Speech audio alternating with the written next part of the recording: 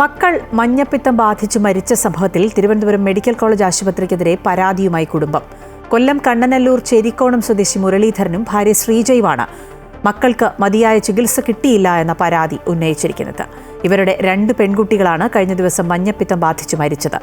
എന്നാൽ സാധ്യമായ എല്ലാ ചികിത്സകളും കുട്ടികൾക്ക് ലഭ്യമാക്കിയതാണെന്ന് മെഡിക്കൽ കോളേജ് ആശുപത്രി അധികൃതർ വ്യക്തമാക്കുന്നു. ഇവിടെ കൊണ്ടുവെക്കൂല അച്ഛാ അമ്മ, ഇവിടെ കൊണ്ടുവെക്കൂല, കുട്ടികൾക്ക് ഇന്നതാ പ്രശ്നം. ഒറ്റ വാക്കിൽ പറഞ്ഞെങ്കിൽ ഞങ്ങൾ എവിടെയെങ്കിലും കൊണ്ടുപോയി ഇതുപോലെ എൻ്റെ ഇളയ മോനെ രക്ഷപ്പെടുത്തിയ കണക്ക് ഞങ്ങൾ എവിടെയെങ്കിലും കൊണ്ടുപോയി രക്ഷപ്പെടുത്തിയും. 19 വയസ്സ് മാത്രം പ്രായമുള്ള മീനാക്ഷി, 17 വയസ്സുള്ള മീനാക്ഷിയുടെ സഹോദരി നീതു. ദിവസങ്ങളുടെ വ്യത്യാസത്തിൽ ഈ 2 കുട്ടികളും മഞ്ഞപ്പിത്തം മൂലം മരണപ്പെട്ടു. ഇവരുടെ ഇളയ സഹോദരൻ മഞ്ഞപ്പിത്തം ബാധിച്ച് ചികിത്സയിലുമാണ്. രോഗം ഗുരുതരമായപ്പോഴാണ് സ്വകാര്യ ആശുപത്രികളെ സമീപിക്കാൻ സാമ്പത്തിക സ്ഥിതിയില്ലാത്ത ഈ പാവങ്ങൾ തിരുവനന്തപുരം മെഡിക്കൽ കോളേജിലെത്തിയത്. പക്ഷേ അവിടെ നിന്നും മതിയായ ചികിത്സ കുട്ടികൾക്ക് ലഭിച്ചില്ല എന്നാണ് രക്ഷിതാക്കളുടെ പരാതി. 2 കുട്ടികളെയും പെൺമക്കളെയും കൊണ്ട് ഞാൻ മാറോട് ചേർത്ത് നിൽക്കുന്ന എന്നോട് എൻ്റെ അവസ്ഥയും കൂടെ നോക്കണം. ആ ഡോക്ടർ എന്നോട് പറഞ്ഞ 2 അച്ഛൻ പോയി 2 മേടിച്ചുകൊണ്ട് വാ, ഇവിടെ സ്ഥലമില്ല, ICയിൽ ബെഡില്ല. അച്ഛൻ 2 എല്ലാവരും കിടക്കുന്ന കണ്ട ഇതുപോലെ. ഞാൻ പറയാം അതല്ല, ക്രിട്ടിക്കൽ സ്റ്റേജാണ്. നിങ്ങൾ ഈ എൻ്റെ മക്കളെ നിങ്ങൾ എവിടെയെങ്കിലും ഒന്ന് നോക്ക്. ഒരു രോഗിയെ കറക്റ്റായിട്ട് വന്ന് അത് കണ്ടാലും കണ്ടില്ലെങ്കിലും അതിൻ്റെ അല്ലെങ്കിൽ ഞങ്ങളുടെ അടുത്ത് മാതാപിതാക്കളടുത്ത് ഒറ്റ വാക്ക് പറഞ്ഞാൽ മതി, ഇവിടെ കൊണ്ട് ഒക്കൂല. ഇവർക്ക് എങ്ങനെ ഈ രോഗം പിടിപെട്ടു എന്നറിയണമെങ്കിൽ ഇവർ താമസിക്കുന്ന സ്ഥലത്തെത്തിയാൽ മതി.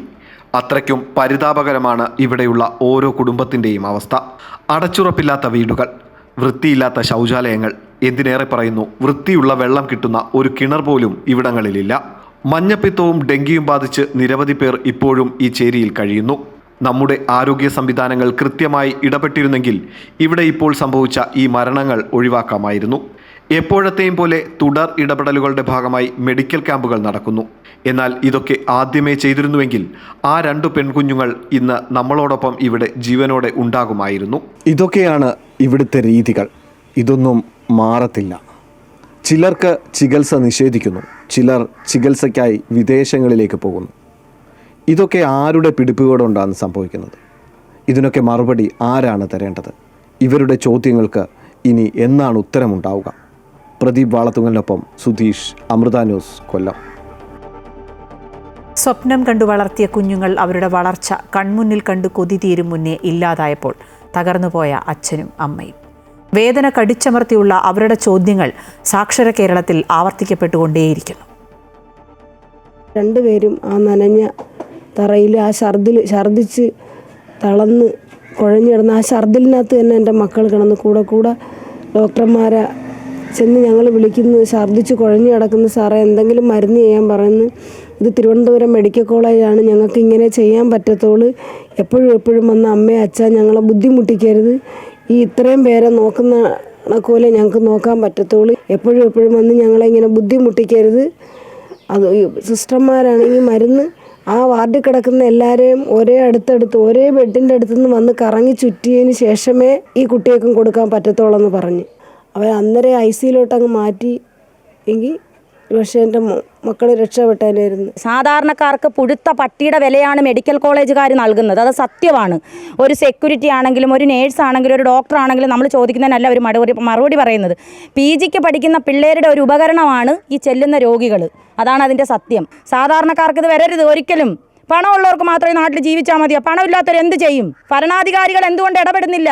ആരോഗ്യവകുപ്പ് മന്ത്രി എന്തുകൊണ്ട് ഇടപെടുന്നില്ല? ഇടപെട്ടെന്ന് പറഞ്ഞ് ഇടപെട്ടെങ്കിൽ ഇങ്ങനെ വരുമോ? ഈ വാർത്തയുടെ വിശദാംശങ്ങൾ കൊല്ലത്ത് നിന്ന് സുധീഷ് നൽകും.